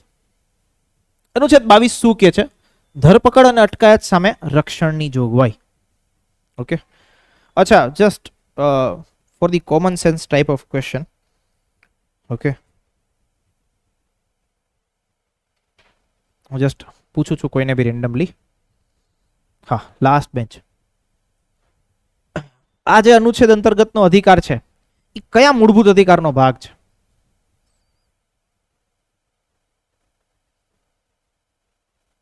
સમાનતા, સ્વતંત્રતા, right. It's a part of right to freedom. એમાં જ આપણે ડિસ્કશન કરીએ છીએ. રાઇટ ટુ ફ્રીડમમાં કેટલી અનુચ્છેદો છે ટોટલ? 19, 20, 21 અને 22. So last is this one. Okay, ચલો. અનુચ્છેદ 22 શું કે છે? તો કે ધરપકડ અને અટકાયત સામે રક્ષણની જોગવાઈ. ધરપકડ અને અટકાયત સામે રક્ષણની જોગવાઈ. કોઈ પોલીસ તમને અરેસ્ટ કરે કે કોઈ વખત ડિટેઇન કરે, તેની સામે તમારી પાસે કયા અધિકારો જે છે, કયા રાઇટ્સ છે, એની ડિસ્કશન અનુચ્છેદ 22માં કરવામાં આવેલી છે. તો કે અનુચ્છેદ 22માં બે વસ્તુઓ છે. Okay, first thing is called as દંડ વિષયક અટકાયત. Second thing is called as નિવારક અટકાયત. બંને વચ્ચેનો ફરક છે એકવાર આપણે જોઈ લઈએ જેથી આપણને આઈડિયા આવે. દંડ વિષયક અટકાયત બાબત શું કે છે? તો કે તમે કોઈ ગુનો કરો પછી તમારી અટકાયત કરવામાં આવે. ઓકે, કોઈ વ્યક્તિએ કોઈ ગુનો કર્યો છે, એ ગુનાની સામે એની પાસે તપાસ કરવી છે. ઓકે, એને કસ્ટડીમાં લેવા છે કે એની સાથે પૂછપરછ કરવી છે, તો એની પાસે કોઈ અટકાયત કરવામાં આવે, મતલબ ગુનો થઈ ગયા પછી, રાઈટ, તો એને શું કહેવાય? દંડ વિષયક અટકાયત. કઈ અનુચ્છેદ અંતર્ગત ઉલ્લેખ છે? અનુચ્છેદ 22(1) થી લઈને 22(2) અંતર્ગત. Okay, on the other side બીજી જે છે અટકાયત, એ છે નિવારક અટકાયત. મતલબ કે ગુનાની સ્થિતિ રોકવા માટે, રાઈટ, ગુનો થાય એવી સ્થિતિ ઉદ્ભવે એ પહેલા જ તમે કોઈ વ્યક્તિને ડિટેઇન કરી લો કે અટકાયત કરી લો. જેમ કે કેવું હોય કે ભાઈ એક કોઈ લીડર જે છે એની સભા ભરાવાની છે. ઓકે, હવે ત્યાં બહુ બધો વિરોધ છે, લેટ્સ સે પ્રાઇમ મિનિસ્ટર ક્યાં આવવાના છે. સો પ્રાઇમ મિનિસ્ટરનો કોઈ એક જગ્યાએ બહુ વિરોધ છે ને એવા કોઈ સામાજિક તત્વો, અસામાજિક તત્વો છે કે જે બહુ જ પ્રકારનું ન્યુસન્સ ક્રિએટ કરી શકે એમ છે અને ગુનાની સ્થિતિ થાય એવી પોસિબિલિટી છે. તો પોલીસ શું કરશે? એવા જે વ્યક્તિ હશે કે એમના જે લીડર હશે એને પહેલા જ જઈને એની અટકાયત કરી લેશે. ઓકે, કે ગુનાની સ્થિતિ થાય એ પહેલા જે વ્યક્તિની અટકાયત કરી લો, તો એને શું કહેવાય? નિવારક અટકાયત. ઇંગ્લિશમાં બંનેના નામ શું છે? દંડ વિષયક અટકાયત is called as N પ્યુનિટિવ detention. નિવારક અટકાયત is called as N preventive detention. Okay, clear થાય છે એવરીવન?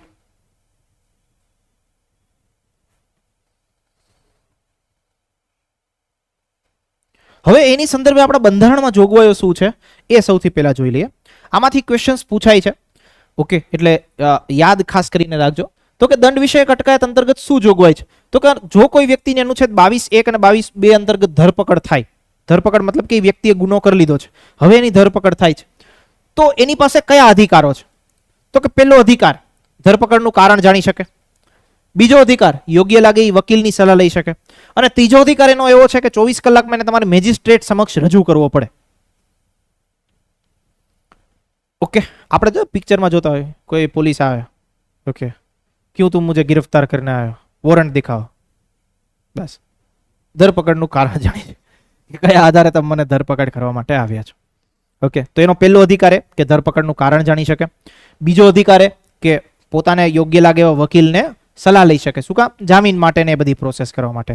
ઓકે, અને ત્રીજો કે 24 કલાકમાં એને મેજિસ્ટ્રેટ સમક્ષ રજૂ કરવા પડે. આમાંથી બેઠેલ કોઈ બી વ્યક્તિ આવું કોઈ પણ કૃત્ય ના કરે એવી આપણે આશા રાખીએ કે જેમાં એની ધરપકડ થાય. બીજી વસ્તુ કે વકીલને અડધી રાતે ફોન કરવો પડે, રાઈટ. અને ત્રીજી વસ્તુ મેજિસ્ટ્રેટ સામે એને રજૂ કરે પછી એને કસ્ટડીમાં લે. તો કસ્ટડીમાં લે ત્યારે શું કે મારી તો એક્ઝામ છે, મારે વાંચવું છે. ઓકે, મને જવા દો જલ્દીથી જામીન આપી. એવા કોઈ પણ પ્રકારના આપણે કૃત્યો કરવાના છે નહીં. ચલો, ફાઇન. ઓકે, હવે આ જે 3 અધિકારો જે છે એ કોને નથી મળતા? તો કે પહેલી વસ્તુ શત્રુ દેશની કોઈ વ્યક્તિ હોય એને, અને બીજી વસ્તુ કે નિવારક અટકાયત અંતર્ગત કોઈ વ્યક્તિની અટકાયત થાય તો એને. આ બે લોકોને આ અધિકારો મળતા નથી. કયા? ઉપરના 3 છે તે.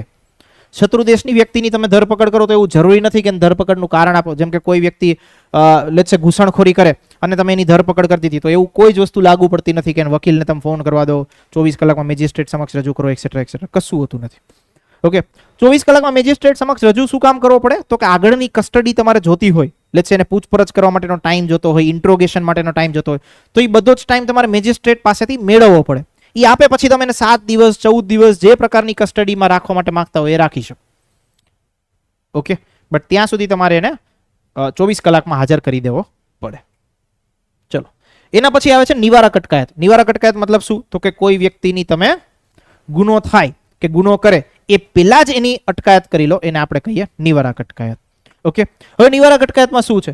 તો કે નિવારક અટકાયત જે વ્યક્તિની તમે ધરપકડ કરો એને વધુ ને વધુ કેટલા સમય માટે અટકાયતમાં રાખી શકો? 3 મહિના. ઓકે, 3 મહિના કરતા વધારે તમારે રાખવું હોય તો શું કરવું પડે? તમારે એક અટકાયત સલાહકાર બોર્ડ હોય. ઓકે, અટકાયત સલાહકાર બોર્ડ હોય એની તમારે પરવાનગી લેવી પડે. જો એ તમને અલાઉ કરે તો વ્યક્તિને તમે 3 મહિનાથી વધારે ડિટેન્શન કરી શકો નિવારક અટકાયત અંતર્ગત. અધરવાઇઝ કેટલા મહિના સુધી કરી શકો? મહત્તમ 3 મહિના. ઓકે, આ વસ્તુ યાદ રહેજો, પીટી ફેક્ટ છે, પ્રિલિમ્સમાં પૂછાય એવું. હવે અનુચ્છેદ 22(5) અંતર્ગત 2 જોગવાઈ છે. શું છે? તો કે જે વ્યક્તિની ધરપકડ તમે કે અટકાયત નિવારક અટકાયત અંતર્ગત કરો છો એ વ્યક્તિને અટકાયતના કારણો જણાવવા. પણ જો તમને એવું લાગે કે ભાઈ આમને કારણો જણાવશું બહુ બધો મતલબ બહુ બધો લોકો ઉશ્કેરાશે, કાયદા અને વ્યવસ્થાની સ્થિતિ બહુ બગડશે, તો એને તમારે અટકાયત કરવાના કારણો જણાવવાની જરૂરિયાત નથી. ઓકે, મતલબ આમાં ફરજિયાત નથી તમે એને કારણ જણાવો કે તારી શેના માટે અટકાયત થઈ છે, કે વોરંટ કેવી કઈ બી જરૂરિયાત પડતી નથી. સેકન્ડ થિંગ, ધરપકડ કરેલી વ્યક્તિને શક્ય હોય એટલી જલ્દી તમારે એમને પોતાની રજૂઆત કરવાની તક આપવી, એટલે કે મેજિસ્ટ્રેટ સમક્ષ રજૂ કરવો જોઈએ. શક્ય હોય એટલી ઝડપી. રાઈટ, કોઈ ટાઈમ લખેલ નથી કે કેટલા ટાઈમમાં. પોલીસ એમ કે ના 10 દિવસ સુધી તો શક્ય નહોતું કે આને અમે કોર્ટમાં લાવી શકીએ, કારણ કે જો અમે રસ્તામાંથી એને કોર્ટમાં લાવત તો બહુ બધો કાયદા અને વ્યવસ્થાની સ્થિતિ બગડત, એટલે એક્સેટ્રા એક્સેટ્રા, એટલે અમે 10 દિવસ પછી લાવીએ તો ચાલે. અમે શક્ય હોય એટલી ઝડપ કર્યું. 10 દિવસ થાય, 15 દિવસ થાય, 20 દિવસ થાય, વોટ્સએપ. હા, બટ 3 મહિનાથી વધારે સમયગાળો થવો જોઈએ નહીં. ક્લિયર? તો આ છે તમારી અનુચ્છેદ 22, દંડ વિષયક અટકાયત અને નિવારક અટકાયત. Clear everyone? અહીંયા તમારો બીજો મૂળભૂત અધિકાર ખાલી હજી પૂરો થાય છે. ઓકે, 2 મૂળભૂત અધિકાર આપણે ડિસ્કસ કર્યા in total how many lectures? આ કેટલામો લેક્ચર છે મૂળભૂત અધિકારનો? કોઈને ખ્યાલ છે? 6th session. ઓકે, આ 6થો લેક્ચર છે અને જસ્ટ આપણે હજી સુધીમાં ખાલી 2 મૂળભૂત અધિકાર ભણ્યા છે. સો 6થો session, if we are considering 1.5 hour of a session, so it's like 9 hours. So in 9 hours we have just gone through with 2 fundamental rights. Okay, કોઈ વાંધો નહીં, ધીરે ધીરે જઈશું. ઉતાવળ તો છે નહીં, હે ને? નથી ઉતાવળ કે કોઈને છે ઉતાવળ? 40 માર્ક્સ લેવા હોય તો સ્ટડી ડિટેલ એક વસ્તુઓ કરવી પડે, એક અનુચ્છેદો કરવી પડે. બાકી હું તમને એમ કહું એક મૂળભૂત અધિકાર તમે વાંચ લેજો, એક હું કરાવીશ, એક તુમ પડો, એક મેં કરાવુંગા, ફરી પાછો એક તમે વાંચો, એક હું કરાવું, એવું નહીં કરો. ઓકે, ચલો બઢિયા, આગળ વધીએ. 3rd ફંડામેન્ટલ રાઇટ ઉપર આજના દિવસે આપણે 3rd ફંડામેન્ટલ રાઇટ પૂરો કરીશું. ઓકે, દેન આફ્ટર છૂટા થઈશું. ઓકે, એના પછી તમારી ટેસ્ટ છે. રાઈટ, ચલો. કેટલા લોકોએ ગઈકાલ ટેસ્ટ આપી નહોતી? Because I have seen many people just vent from here. તમારું તો ઠીક છે, તમે તો હતા જ નહીં સેશનમાં, પાછળ બી ઠીક છે. આપો યાર, ટેસ્ટ આપો. તમારે જે નવા છે એમનું નહીં, જૂના જોગીઓ તો ટેસ્ટ આપી શકે ને. ઓકે, ટેસ્ટ આપો, ઇટ ઇઝ વેરી મચ. મેં તમને કીધું મેથ્સ ને અંડર એસ્ટિમેટ ના કરશો. મેજોરિટી જનતા મેથ્સ ને અંડર એસ્ટિમેટ કરે છે. Again I am saying you, maths ને મતલબ લાઈક 50 માંથી યાર 25 માર્ક્સ તો આરામથી દેશે. So why you are not considering that amount, મતલબ that marks. Okay, so underestimate કરવાનું નથી. ચલો, અનુચ્છેદ 23 અને 24 એમાં તમારો ત્રીજો મૂળભૂત અધિકાર લખેલ છે. મૂળભૂત અધિકાર શું છે? શોષણ વિરુદ્ધનો અધિકાર. Okay, right against exploitation. Okay, 2 અનુચ્છેદ છે, અનુચ્છેદ 23 અને 24. અનુચ્છેદ 23 એવું કે છે મનુષ્ય વ્યાપાર અને બળજબરીથી કરવાવાળી મજૂરી ઉપર પ્રતિબંધ. મતલબ કોઈ, હું રેન્ડમલી તમને કહી દઉં છું, હમણાં ડિસ્કસ તો આપણે કરીશું કે કોઈ વ્યક્તિની ઈચ્છા વિરુદ્ધ તમે એની પાસે કામ કરાવી ના શકો, એની પાસે મજૂરી ના કરાવી શકો. ઓકે, અને બીજી વસ્તુ કારખાનાઓમાં બાળ મજૂરી ઉપર પ્રતિબંધ. 2 જ અનુચ્છેદ છે. રાઈટ, 1 by 1 ડિસ્કસ કરીએ એટલે આપણને આઈડિયા છે. બહુ અઘરું નથી, બહુ સહેલું છે. ઓકે, અનુચ્છેદ 23 શું કે છે ઓવરઓલ? કે મનુષ્ય વ્યાપાર અને બળજબરીથી કરાવાતી મજૂરી પર પ્રતિબંધ. એમાં અલગ અલગ અનુચ્છેદો છે. 23(1) શું કે છે? 23(1) એવું કે છે કે મનુષ્ય વ્યાપાર અને બળજબરીથી બધી જ મજૂરી ગેરકાયદેસર છે. ઓકે, તમે કોઈ વ્યક્તિ પાસે આવી રીતે ફરજિયાત કામ કરાવો તો it is not a valid thing. હવે અહીંયા એક વસ્તુ એડ થાય છે. એડ શું થાય છે? તો કે અત્યાર સુધીના ઓલમોસ્ટ મૂળભૂત અધિકારો આપણે જોયા હતા એ કોની વિરુદ્ધ અવેલેબલ હતા? રાજ્યની વિરુદ્ધ કે સ્ટેટ વિરુદ્ધ. અનુચ્છેદ 17 જે છે એ બંને વિરુદ્ધ છે. સ્ટેટ વિરુદ્ધ બી ખરી અને ખાનગી વ્યક્તિ પણ જો અસ્પૃશ્યતા જેવી પ્રવૃત્તિઓ કરે તો એ પણ ગેરકાયદેસર ગણાય. So in the same way અનુચ્છેદ 23 ની બાબત પણ ખાનગી વ્યક્તિઓને લાગુ પડે છે. ખાનગી વ્યક્તિ મતલબ શું? તમે ને હું. ઓકે, એને આપણે ખાનગી વ્યક્તિ કહેવાય. બાકી સરકારી જે હોય તો આપણે એને રાજ્યની વ્યાખ્યામાં વ્યાખ્યાયિત કરી. Okay, yes, second bench. રાજ્યની વ્યાખ્યા કયા અનુચ્છેદમાં આપેલી છે? અનુચ્છેદ 12 અંતર્ગત. ઓકે, તો અનુચ્છેદ 12 અંતર્ગત રાજ્યની વ્યાખ્યા થાય એમાં સરકાર આપણે આખી ડિફાઇન કરેલી હોય. નાઉ યુ સી કે આમાં માત્ર દેશનો સમાવેશ કે રાજ્યનો સમાવેશ થતો નથી, પણ ખાનગી વ્યક્તિનો પણ સમાવેશ થાય. ખાનગી વ્યક્તિ પણ આવી કોઈ પણ પ્રકારની મનુષ્ય વ્યાપાર જેવી પ્રવૃત્તિઓ કરાવી શકે નહીં. દેન એક આનું ઇન્ટરપ્રિટેશન એવું પણ છે કે સ્ત્રીઓ અને બાળકીઓને જો વૈશ્યાવૃત્તિના ધંધામાં કે એમાં ધકેલ કે એમાં વેચાણ કરવામાં આવે તો એ પણ આ અનુચ્છેદનું ઉલ્લંઘન છે. અનુચ્છેદ 23 નું ઉલ્લંઘન છે. ક્લિયર? ઓકે, મનુષ્યની હેરફેર ગેરકાયદેસર, રાઈટ? એ વસ્તુને આમાં જે ઉપર લખેલું છે મનુષ્ય વ્યાપાર કે હેરફેર કે કોઈ બી વસ્તુ, એને સુપ્રીમ કોર્ટે કઈ રીતે વ્યાખ્યાયિત કરેલ છે? તો કે સુપ્રીમ કોર્ટે એવું વ્યાખ્યાયિત કરેલ છે કે જો કોઈ વ્યક્તિની ખરીદી કે વેચાણ કરવામાં આવે, લાઈક પહેલાના સમયમાં એવું થતું આફ્રિકા અને એ કન્ટ્રીઝમાં કે લાઈક સ્લેવ્સ મોકલવામાં આવતા. ઓકે, કે આફ્રિકાથી સ્લેવ્સ લાવવામાં આવતા જે ગુલામ હોય. ઓકે, તેમની ખરીદી કે વેચાણ કરવામાં આવતું કામ કરવા માટે. ઓકે, દેન કોઈ વ્યક્તિને તમે જો કોઈ સ્ત્રી છે, સ્ત્રીને તમે વૈશ્યાવૃત્તિ જેવી પ્રવૃત્તિઓ પણ કરાવો, that is also cold as મનુષ્યની હેરફેર કે હ્યુમન ટ્રાફિકિંગ. ઓકે, અને કોઈ પણ પ્રકારની ગુલામ પ્રથા. ગુલામ પ્રથાને મતલબ શું કહેવાય આપણે ઇંગ્લિશમાં? સ્લેવરી. જે મેં સ્લેવ્સ તમે કીધું એમને તમે કોઈ વ્યક્તિ પાસે જે ગુલામ પ્રથા કરાવતા હોય એને આપણે સ્લેવરી કહીએ.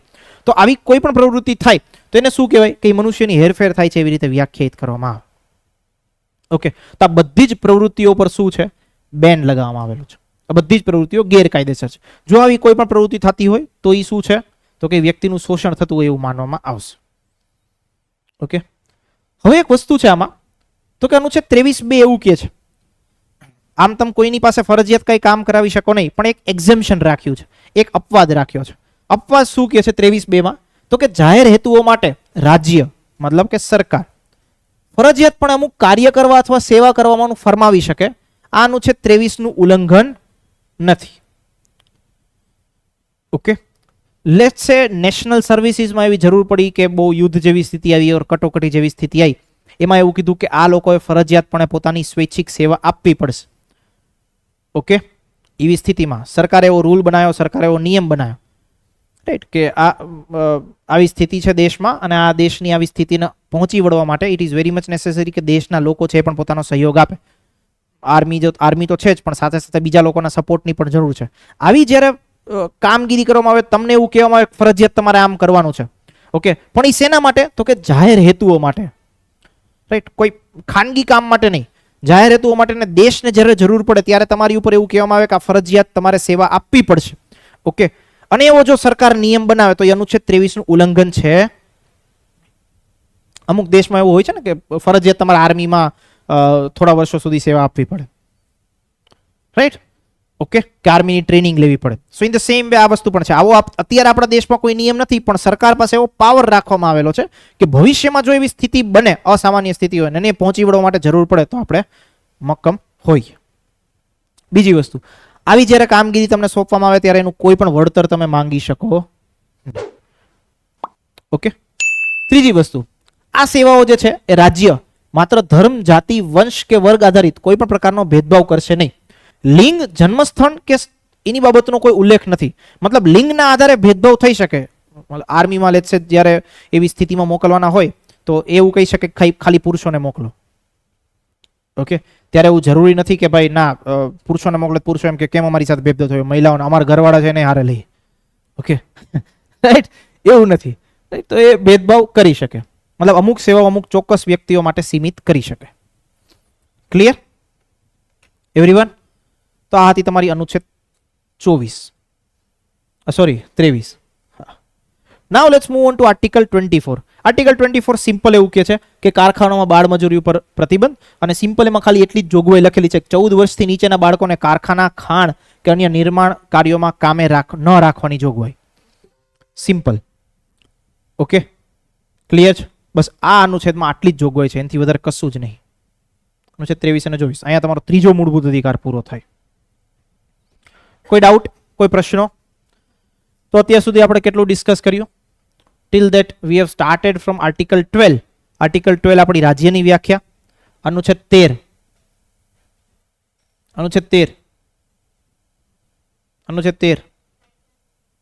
કાયદાની વ્યાખ્યા. બીજું ઓહો મિક્સિંગ ચાલુ. અનુચ્છેદ 13 હા યસ, મૂળભૂત અધિકારથી વિરુદ્ધ હોય એ બધા જ કાયદાઓ રદ થશે. રાઈટ, એ અનુચ્છેદ 13 માં લખેલું છે. સાથે સાથે કાયદાની વ્યાખ્યા લખેલી છે, એમાં બંધારણીય સુધારાનો સમાવેશ થશે કે નહીં થાય? થશે. ઓકે, પાછળ કાયદાની વ્યાખ્યા અંતર્ગત મૂળભૂત અધિકારનો બંધારણીય સુધારાનો સમાવેશ થાય કે નહીં? થશે. બાજુમાં નહીં થાય, પાછળ નહીં થાય. મેં કીધું હતું ને, કાયદા શબ્દની વ્યાખ્યામાં બંધારણીય સુધારા અધિનિયમ જે છે કે બંધારણીય સુધારા કાયદો છે એનો સમાવેશ થતો નથી. તો અનુચ્છેદ 13 ની બાબત આપણે ડિસ્કસ કરી હતી. અનુચ્છેદ 14 આપણે ડિસ્કસ કર્યું હતું, કાયદા સમક્ષ સમાનતા અને કાયદાનું સમાન રક્ષણ. અનુચ્છેદ 15 આપણે ડિસ્કસ કર્યું હતું, ધર્મ, જાતિ, જ્ઞાતિ, લિંગ અને જન્મસ્થાનના આધારે કોઈ પણ પ્રકારનો ભેદભાવ થશે નહીં. અનુચ્છેદ 15 માં 15(1) થી લઈને 15(6) આપણે ડિસ્કસ કરી હતી. અનુચ્છેદ 16 એવી કહેતું હતું, ધર્મ, જાતિ, જ્ઞાતિ, લિંગ, જન્મસ્થાન, નિવાસસ્થાન અને વંશ, આના આધારે કોઈ પણ પ્રકારનો ભેદભાવ થશે નહીં. Total 7 criteria. અનુચ્છેદ 17 તમારી અસ્પૃશ્યતા નાબૂદી. અનુચ્છેદ 18 ઇલકાબોની નાબૂદી. અનુચ્છેદ 19 સ્વતંત્રતાનો અધિકાર. એમાં અનુચ્છેદ 19(1)(a) એ શું કે છે? વાણી અને અભિવ્યક્તિની સ્વતંત્રતા. અનુચ્છેદ 19(1)(b) શું કે છે? શાંતિપૂર્વક હથિયાર વગર એકઠા થવાની સ્વતંત્રતા. અનુચ્છેદ 1(c) શું કે છે? સંઘ અને મંડળ સ્થાપવાની સ્વતંત્રતા. અનુચ્છેદ 19(1)(d) શું કે છે? હરવા ફરવાની સ્વતંત્રતા. ઓકે, એના પછી સ્થાયી થવાની સ્વતંત્રતા, અને લાસ્ટ ધંધો અને રોજગાર કરવાની સ્વતંત્રતા. Okay, 1(e). Okay, then after આપણે ડિસ્કસ કર્યું હતું અનુચ્છેદ 20. 1 મિનિટ. હા, અનુચ્છેદ 20 શું કે છે? Red T shirt. હા, અનુચ્છેદ 20 ઓનલાઈન સ્ટુડન્ટ સાથે સાથે આન્સર કરતા રહેજો.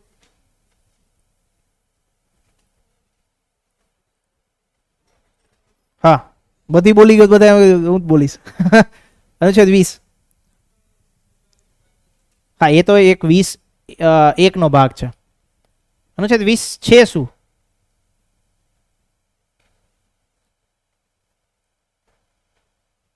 તમે એ અગેન 20(3) બાજુમાં. હા, ગુનાઓના સંદર્ભે દોષ સિદ્ધિ બાબતે રક્ષણ. એમાં અનુચ્છેદ 20(1) હતું, એ શું કહેતું હતું? તો કે ભૂતકાળલક્ષી કાયદાઓથી રક્ષણ. અનુચ્છેદ 20(b) શું કહેતું હતું? તો કે કોઈ પણ ગુના માટે એક જ વાર સજા થાય, એક ગુના માટે. અનુચ્છેદ 20(3) શું કહેતું હતું? પોતાના વિરુદ્ધ પુરાવા આપવાથી રક્ષણ. ઓકે, પછી આપણે ડિસ્કસ કર્યું અનુચ્છેદ 21, તો કે વ્યક્તિની જીવન જીવવાની સ્વતંત્રતા કાયદા દ્વારા સ્થાપિત પ્રક્રિયા સિવાય છીનવી શકાય નહીં. કાયદા દ્વારા સ્થાપિત પ્રક્રિયા વર્ડ જે છે એને ઇન્ટરપ્રિટ કરવામાં આવ્યો એક ગોપાલન કેસમાં. On the other side Maneka Gandhi કેસમાં એવું કીધું કે આને મતલબ શું થશે? કાયદાની ઉચિત પ્રક્રિયા. શિક્ષણનો અધિકાર આપણે એડ કર્યો અનુચ્છેદ 21(a) માં. કયા બંધારણીય સુધારાથી એડ કર્યો? 86 માં બંધારણીય સુધારાથી. કયો કેસ? મોહિની જૈન કેસ. ઓકે, સાથે સાથે ગોપનીયતાનો જે અધિકાર છે, ગોપનીયતાના અધિકાર પણ વ્યક્તિના જીવન જીવવાની સ્વતંત્રતા સાથે જોડાયેલો છે. કયા કેસમાં એડ કરવામાં આવ્યો? Case Puttaswamy case. Okay, then after આપણે ડિસ્કસ કર્યું અનુચ્છેદ 22. તો અનુચ્છેદ 22 શું છે?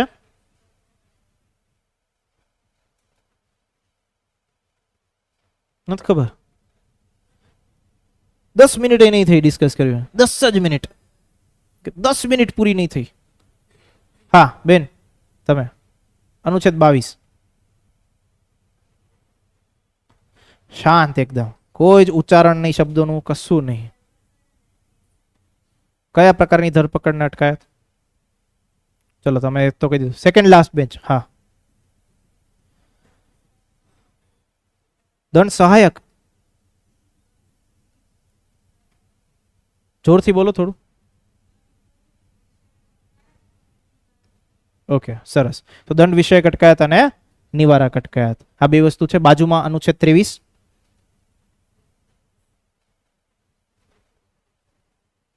નો આઈડિયા. 5 minute 5 minute. હા હા, બળજબરી પૂર્વક જે પણ પ્રકારની કાર્યવાહી કરાવતી હોય એ કાર્યવાહી ઉપર પ્રતિબંધ. ઓકે, અનુચ્છેદ 24.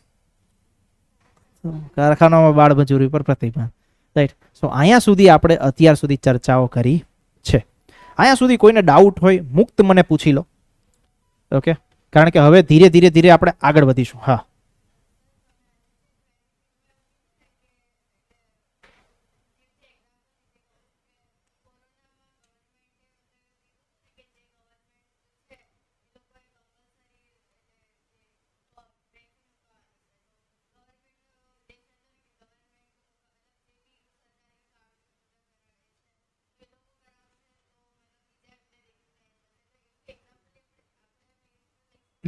એ આખો કોન્ટેક્સ્ટ ડિફરન્સ હતો. આ એવું છે કે રાજ્યના કાર્ય માટે તમારી સેવા આપવાની બાબત છે. ઓકે, વેક્સિન વાળો જો એમાં કેવું જોવું પડે કે સરકારે અમુક વસ્તુ ઓરલી કીધી હોય, અમુક વસ્તુ ફરજિયાત કીધી હોય, તો એના માટે સરકારે પરિપત્ર જાહેર કર્યો. પરિપત્ર હોય, નોટિફિકેશન હોય, સર્ક્યુલર હોય, આ બધી વસ્તુ સરકાર જાહેર કરતી હોય.